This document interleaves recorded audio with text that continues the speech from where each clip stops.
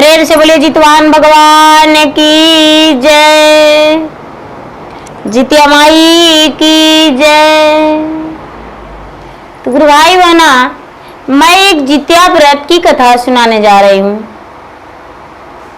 आश्विन मास कृष्ण पक्ष सप्तमी के दिन स्नान करके हर महिलाएं जो माताएं होती है स्नान करके नियम धर्म से भोजन करती है और अष्टमी के दिन पूरे दिन उपहार निराजल रहती है, पूरा निराहार निराजल रह के व्रत करती है। नवमी के दिन पारण करती है और कथा सुनती है।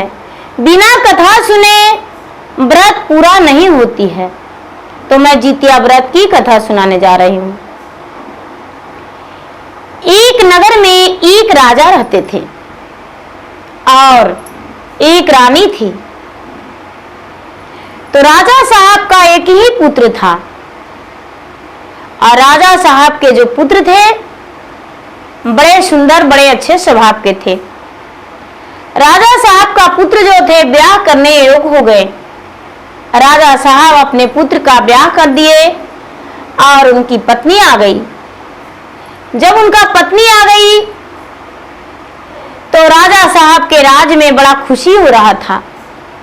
धीरे धीरे 1 वर्ष बीता, 2 वर्ष बीता तो सब कोई राजा से कहने लगे कि राजा साहब, आपका बेटे का ब्याह का 2 वर्ष हो गया है, लेकिन आपका अभी एक पोता पोती नहीं हुआ। मेरा बेटा का ब्याह हुआ तो मेरा एक पोता हो गया। 3 वर्ष हो गया, 4 वर्ष हो गया।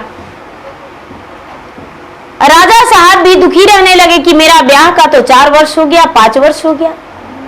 बड़े मन्नत के बाद, बड़े दिखावा सुनावा के बाद, इलाज के बाद राजा साहब का घर में एक बच्चा जन्म लिया। राजकुमार के पत्नी के एक पुत्र हुआ। जब पुत्र हुआ तो राजमहल के अंदर बहुत बधाइयां बजी, पूरा नाचगान हुआ और सारे लोग पूरे राज के खुश थे। धीरे धीरे समय बीतने पर बच्चे 6 महीना के हो गया और रानी जो थी वो बहुत खुश थी। और जितिया व्रत आ गया। आश्विन मास कृष्ण पक्ष सप्तमी का दिन आया तो सभी लोग कहने लगे कि क्या छोटी रानी आप व्रत नहीं रखेंगे? जीवित पुत्री का व्रत आ गया है, व्रत का दिन आ गया। छोटी रानी कहती है कि हाँ, क्यों नहीं व्रत रखेंगे, व्रत रखेंगे। वो बड़े प्रेम से नहाई खाई की और अष्टमी के दिन व्रत रखी। अष्टमी के दिन जब व्रत रखी तो जो बड़ी रानी यानी रानी के जो सास थी, छोटी रानी के सास, वो ब्राह्मण को बुलाकर दाई दासियों सहित कथा सुन रही थी। सभी लोग कथा सुन रहे थे, अगल बगल के अड़ोस पड़ोस के भी लोग कथा सुन रहे थे। कथा सुनते सुनते जो रानी थी आधी कथा सुनी और आधी कथा सुनने के बाद उसे आलस्य लगने लगा।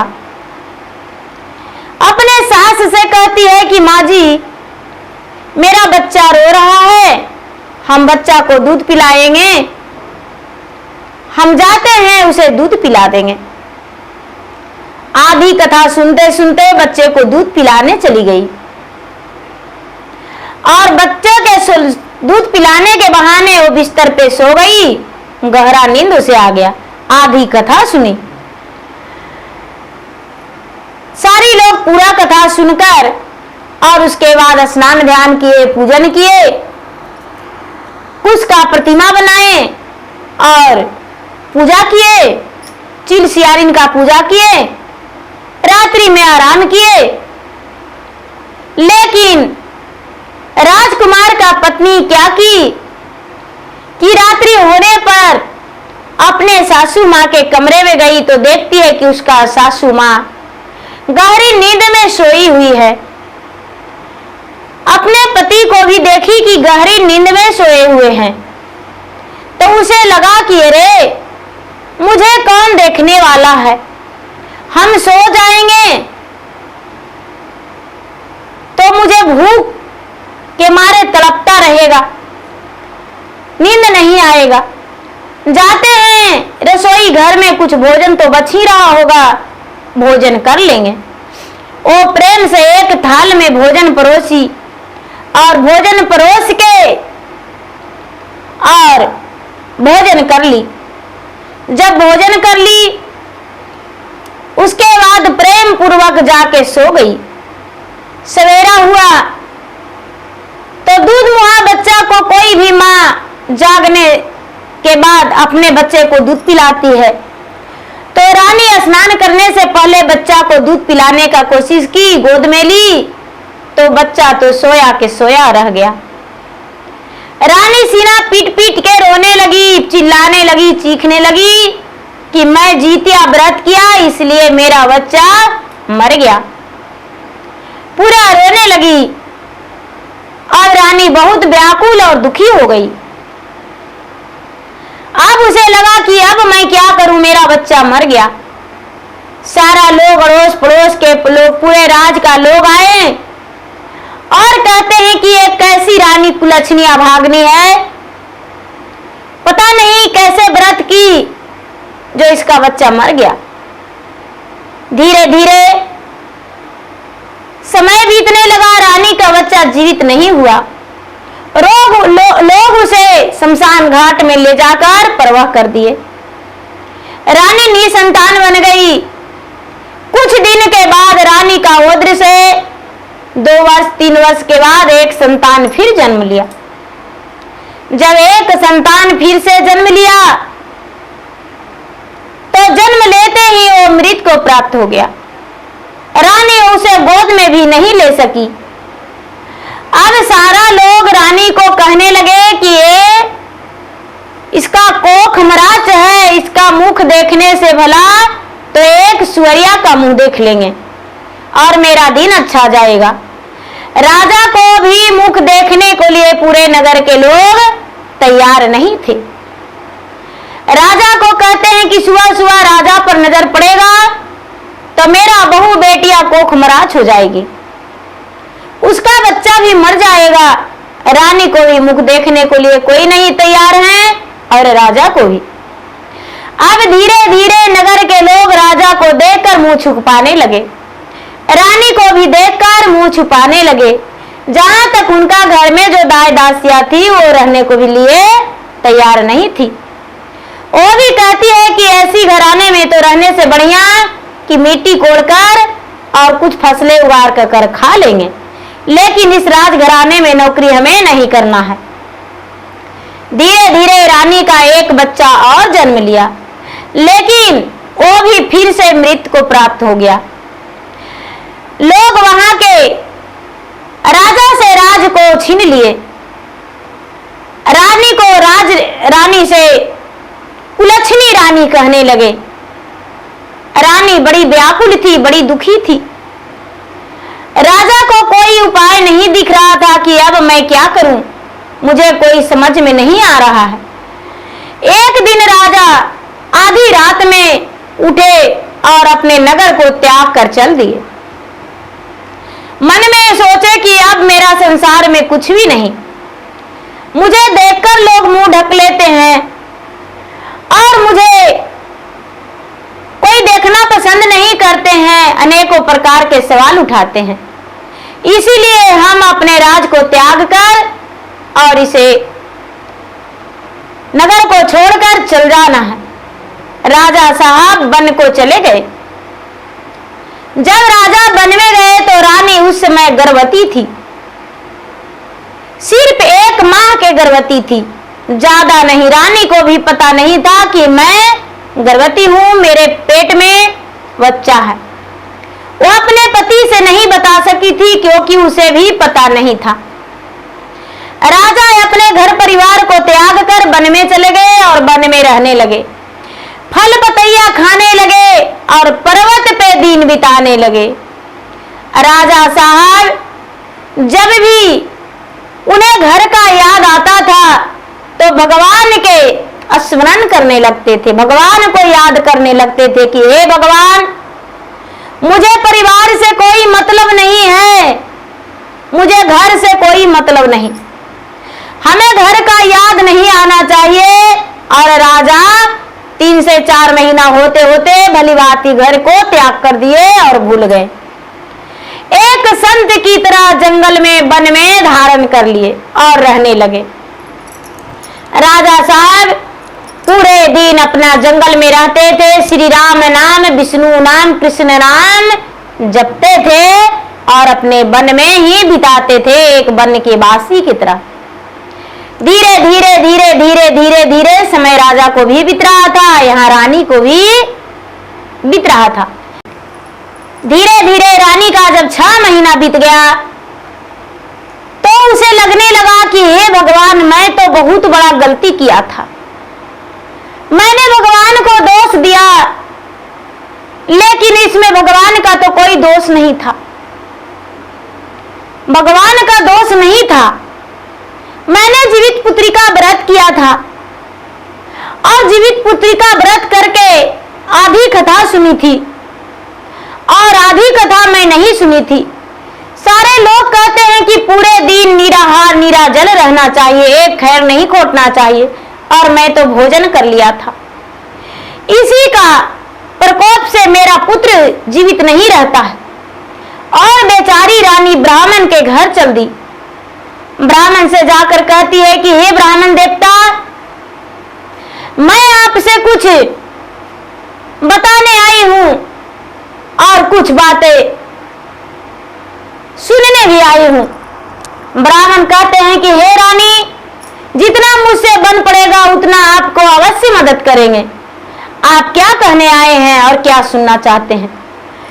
रानी कहती है कि हे ब्राह्मण देवता, मेरे ओद्र में 6 महीने का बच्चा संतान पल रहा है और मैंने जीवित पुत्री का व्रत किया था, उसमें बहुत बड़ा गलती कर दिया था। क्या उस गलती का कोई सुधार करने का कोई उपाय है जिसमें मैं अपना गलती का सुधार करूं और भगवान से क्षमा मांगूं? रानी पूरे विस्तार रूप में अपने बारे में बताई तो ब्राह्मण कहते हैं कि हे रानी, मेरे पास कोई ऐसा नहीं है जिसमें मैं आपको बता सकूं, जिसमें आप कुछ करें उपाय और आपका पुत्र जीवित हो। रानी ब्राह्मण को पांव पकड़ के कहती है कि हे ब्राह्मण देवता, अब मैं क्या करूं? मुझे तो अब जीना ही व्यर्थ है। यदि आप नहीं कुछ बताएंगे तो मैं आपके दरवाजे पे अपना प्राण त्याग दूंगी। मेरे पति भी पता नहीं कहां चले गए, मेरा राज भी छिन गया और मेरा 3 पुत्र जन्म लिया और तीनों पुत्र मर गया। अब मुझे कोई उपाय नहीं चलता है कि मैं कुछ करूं। आप कुछ बताइए जिसमें मेरा पुत्र जीवित रहे। उस समय भादो मास चल रहा था। ब्राह्मण कहते हैं कि आपका कितने माह चल रहा है? रानी कहती है 6ठे माह। तो 7वें महीने में आश्विन मास आएगा और आप गर्भधारण है, गर्भधारण किए हैं, गर्भ से हैं, आपका पेट में बच्चा है, तो आप क्या उपवास रह सकते हैं, व्रत कर सकते हैं? जीवित पुत्री का व्रत जब आएगा तो आप गंगा के घाट पे जाके और मां दुर्गा के पूजा करना, माता जगत जननी के पूजा करना, गंगा के घाट के पूजा करना, स्नान करके सप्तमी के दिन और पूजा पाठ करके लोटे में जल लेके भगवान से विनती करना कि हे भगवान, मेरे गलतियों को क्षमा करना और मेरे पुत्र को जीवित रखना, जिसमें मैं अपने पुत्र के सहारे पूरा संसार को दिखाऊं कि मैं भी एक अच्छी स्त्री हूं, मैं भी जैसा लोग सोचते हैं वैसा नहीं हूं। रानी बोली कि हे ब्राह्मण देवता, आप जो कहेंगे मैं वो करने को लिए तैयार हूं। धीरे धीरे समय बीतने पर रानी वहां से चल दी अपना घर। धीरे धीरे समय बीतने पर जब आश्विन मास कृष्ण पक्ष सप्तमी दिन आया तो रानी एक थाल में पूजा का सामान सजा ली और फूल अक्षत लेकर रोड़ी, चंदन, घी, सिंदूर, दिया बाती जो भी था पूजा का सारी सामग्री थाल में सजा के और स्वच्छ वस्त्र लेकर हाथ में गंगा के घाट पर चली गई। प्रेम पूर्वक गंगा में स्नान करके, नदी में स्नान करके और माँ दुर्गा का प्रतिमा बनाई, 7 देवियां का मूर्तियां बनाई, एक भैरव भैया का बनाई और फूलों का हार पहनाई सबको। उसके बाद सबके घी सिंदूर लगाई, दीपक जलाई अलग अलग, पुष्प अक्षत सब पे चढ़ाई, 5 मेवा का भोग लगाई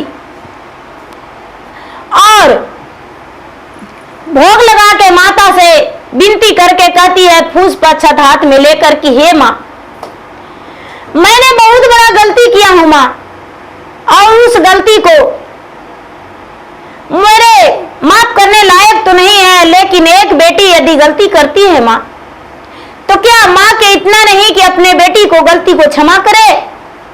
हे माँ, मैं तो सिर्फ आपके शरण में गिर चुकी हूं, लेकिन क्या आप मुझे माफ नहीं करेंगे? हे माँ जगतजननी, आप मुझे माफ करेंगे? हे जितवाहन भगवान, आप मुझे माफ कर दीजिए, मैं अपने गलतियों को पछतावा कर रही हूं, आपसे माफी मांग रही हूं। जो मेरे उदर में बच्चे पल रहे हैं वो मेरे युगों युग तक पुत्र मेरे साथ रहे। रानी जो थी भगवान से विनती की और अष्टमी के दिन ये भी नहीं सोची कि मेरा उदर में बच्चा है और पूरे दिन निराहार निराजल रहेंगे तो मेरे बच्चे पर क्या होगा। बेचारी भगवान के भरोसे पूरा दिन निराहार निराजल रही, व्रत रखी और अष्टमी के दिन व्रत करके नवमी के दिन व्रत खोली, पारण की, पूजा पाठ करके धीरे धीरे धीरे धीरे समय बीतने पर 9वां महीना हो गया। 9वां महीना के बाद रानी का उदर से एक सुंदर पुत्र जन्म लिया। पुत्र जो था बहुत सुंदर, बहुत सुशील और बहुत भाग्यशाली लक्षणवान था। रानी अपने पुत्र को देखकर बड़ी खुश हुई और अपना पुत्र के साथ रहने लगी। धीरे धीरे धीरे धीरे धीरे धीरे समय बीतने लगा। रानी बच्चा को जन्म देने के बाद 1 माह के बाद पूजा पाठ करना शुरू कर दी। प्रतिदिन जब भी माता दुर्गा के पूजा करती, भगवान सूर्यदेव के अर्घ देती, लोटे में जल लेकर तो भगवान से प्रार्थना करती थी कि हे भगवान, मेरे पति कब आएंगे, मेरे पति कब आएंगे, कहाँ हैं, किस हाल में है मुझे नहीं पता, मेरे पति मुझे लौटा दीजिए। मैं जानते हूं कि इसमें मेरा पति का कोई दोष नहीं, मेरे ही पाप के कारण, मेरे ही गलतियां के कारण मेरे पति घर छोड़ दिए हैं और मुझे सजा मिला कि मैं 3 पुत्रों को अपने नजर से दूर कर चुकी हूं। ये मेरा ही गलती है भगवान, इसमें आपका कोई दोष नहीं। एक दिन राजा गहरे नींद में वन में सोए हुए थे और स्वप्न में देख रहे हैं कि रानी बड़ा व्याकुल है और रानी अपने गोद में एक बच्चे को ली हुई है और मेरा याद में तड़प रही है। जब राजा का नींद खुला तो राजा छटपट हो गए, व्याकुल हो गए और राजा सोचने लगे कि मैं कब अपने घर चला जाऊं। राजा को यह भी नहीं लगा कि मैं तो इतना दिन से वन में रह रहे थे, पूरे 1 वर्ष वन में बिता लिया, लेकिन राजा अपना वन को त्याग कर कुटिया को छोड़ के और अपना नगर लौट गए। जब अपने दरवाजे पर आए तो रानी देखी तो रानी अपने आंखों में ऐसी होठों पे मुस्कान लेकर राजा के पांव छुई। राजा देखते हैं कि अरे रानी तो अच्छी है, मेरा घर में एक बच्चा है पलने में खेल रहा है। राजा कहते हैं रानी से कि हे रानी, ये बच्चा किसका है, मैं तो वन में था। रानी कहती है कि ये लीजिए, जब आप घर से आ गए थे तो मेरा बच्चा मेरा पेट में 1 माह का था। ये बच्चा आपका और मेरा है। राजा रानी को धन्यवाद किए और धन्यवाद करके कहते हैं कि चलो अच्छा है, मेरा बच्चा तो है, अब तो कोई मुझे गलत नहीं कहेंगे, निपुत्र नहीं कहेंगे, निर्वंश नहीं कहेंगे और कोई मुंह भी नहीं छिपाएंगे। रानी कहती है कि हे स्वामीनाथ, इसमें भगवान का कोई दोष नहीं था। मैं तो 3 बच्चे का जन्म दिया, लेकिन एक भी मेरा गोद में नहीं रहा, क्योंकि मैंने इतना बड़ा गलती कर चुका था। मेरा गलती के कारण मेरा संतान मेरे पास नहीं है। राजा कहने लगे कि रानी, आप कौन ऐसा गलती किए जो आपका बच्चा मृत प्राप्त हो रहा था? रानी कहती है कि हे स्वामीनाथ, मैंने जीवित पुत्री का व्रत किया था और मैं कथा आधी भी सुनी थी, लेकिन यह भी मुझे पता था कि पूरे दिन निराहार निराजल रहते हैं और मैंने सबके चुपके में भोजन कर लिया था। इसी कारण मेरा बच्चा मर जा रहा था। इसमें भगवान का कोई दोष नहीं, मैं तो खुद भगवान को अपमान किया था। राजा कहते हैं कि चलो इस गलती को सुधारने के लिए भगवान से हम क्षमा मांगेंगे, भगवान को पूजन करेंगे। रानी बोली कि स्वामीनाथ, मैं तो पूजा कब से आरंभ कर दिया हूं और मैं भगवान को पूजा कर रही हूं। प्रतिदिन माँ दुर्गा, माँ जगत जननी के पूजा करती हूँ, सूर्य देव का लोटे में जल लेकर अर्घ देती हूँ और अपने बच्चे के रक्षा के लिए भगवान से कामना करती हूँ, भगवान से प्रार्थना करती हूँ। इसीलिए तो आज भगवान सूर्य देव के कृपा से, माता जगत जननी के कृपा से मेरा गोद में बच्चा आज खेल रहा है। जब नगर के लोग जाने कि राजा वापस लौट कर आ गए हैं तो राजा से मिलने आए और राजा से गले में गले मिलकर राजा से कहने लगे कि हे राजन, आप जब नगर छोड़कर चल गए थे, आपसे नगर हम लोग जब छीन लिए तो मुझे चैन नहीं मिला। आप जब नगर छोड़कर चले गए तो आपका एहसास हम लोगों को आने लगा। अब हम चाहते हैं कि आप अपना राज फिर से वापस ले लीजिए और यही रानी राजरानी बनेंगे और आप राजा बनेंगे। पूरे राज का लोग मिलकर, प्रजा मिलकर राजा को फिर से राजाभिषेक किए और राजपाट सौंप दिए। रानी को राजरानी का दर्जा दिए। धीरे धीरे समय बीतते बीतते रानी का 7 पुत्र हुआ और एक कन्या भी हुई।